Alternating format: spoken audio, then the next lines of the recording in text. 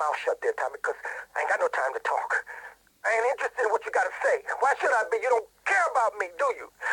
You gotta look after me a bit better. Give me a spare slice, you know?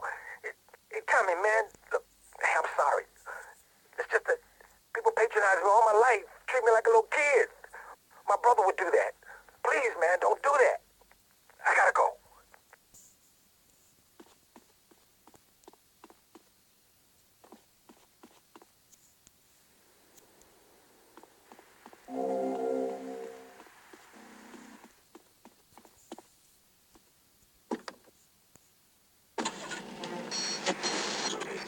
Not an opinionated goat, a naysayer sitting on the side of life, criticizing others, while all he can do is get a crappy gig down at a moron station. A man who lives with his mother. I'm between apartments. And I'm between mansions, Buster, from helping people. Do you know how good it feels to be me? Do you have any idea at all how great to wake up and realize you're a rich and talented, important person and in a waterbed with mirrors on the ceiling and more girls than you can imagine. And every time I step outside the door, I can choose which car to drive. If I choose to drive, I have 5 chauffeurs. No, you haven't. Yes, I have. Sweep it under the carpet. That's my motto. If I can't see it, it's not there. Look, I hate to burst your bubble here, but I know you live in a very small apartment overlooking the gasworks. You ain't a big shot. You ain't even a medium shot. You're an asshole. A creepy jailbird who doesn't know the first... I have a message. I can save lives. I'm a savior, my friend. I have a gift for communication. And this is how I get treated. I get insulted. I get paired with a pair of retards. A guy who's afraid of the sun. And a girl dosed up to the eyeballs on antidepressants. Sweetheart, I can get you something much better. These pills are very strong today. Maybe I took too much accidentally. Oh, well. This chick is out of her mind. I thought I was going to get to help people on the radio, to demonstrate my program, to help you. Or something. Another view is that we are all a little confused and really should stay at home, lock the doors, and forget about everything as quickly as possible. So, let's press the issue, eh? Sitting on our panel right now, we have 3 divergent opinions. 3 separate islands of insanity in a rolling sea of stupidity. 3 wise men following very different stars. To my right, to everyone's right, in fact, we have Congressman...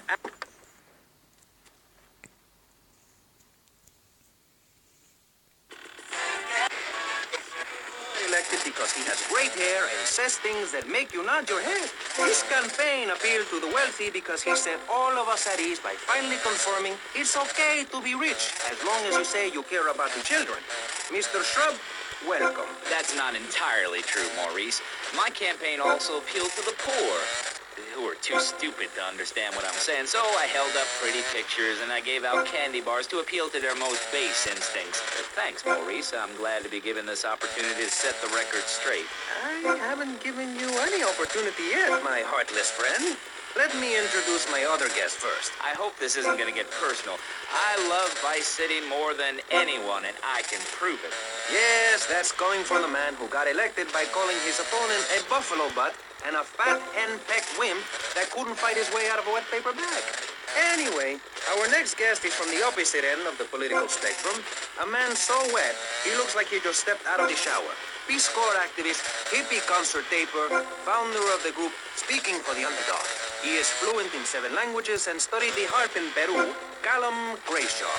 Hi, Maurice. Hola. Buenos dias and noches. Bonjour and buongiorno. Willkommen. Hello. Hello. Hi. Hey, let's stick to English. Most of us struggle enough with that. Welcome to Pressing Issues. And lastly, we have a man with a novel solution to the problems of public safety in Vice City. A solution so stupid, I cannot bring myself to explain it for him. Yet like breakdancing, it is sadly catching on. A man who appears on this fine show because our previous know-it-all panelist was carjacked and is now at home arming himself to the teeth. I give you John F. Hickory. How y'all doing? Indeed. So, before we get started, gentlemen, let me remind you of the rules of engagement. Here on Pressing Issues, the #1 rated show on public radio in the Vice City area and hosted by me, Maurice Chavez, Pressing Issues is about free speech, not feeding each other hemlock, literally or metaphorically. Hey, my daddy used to grow that stuff in the backwoods of Missouri. Hoo-wee! I tell you what. Yes, thank you. I expect you to listen to each other, and I will only step in where necessary so people on the air don't forget what my voice sounds like. So I want a clean fight. Nothing below the belt or in the chops. And remember...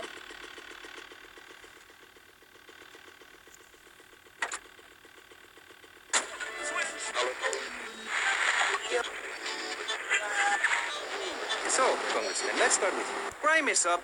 People are scared to walk the streets. Nobody is taking public transportation. Police morale is at an all-time low. Everyone is killing and maiming and giving each other the finger, metaphorically speaking. Do you think the government is doing a good job? Absolutely. Those statistics are interesting, but like all statistics, they are also irrelevant. Let me give you a better statistic, Chavez.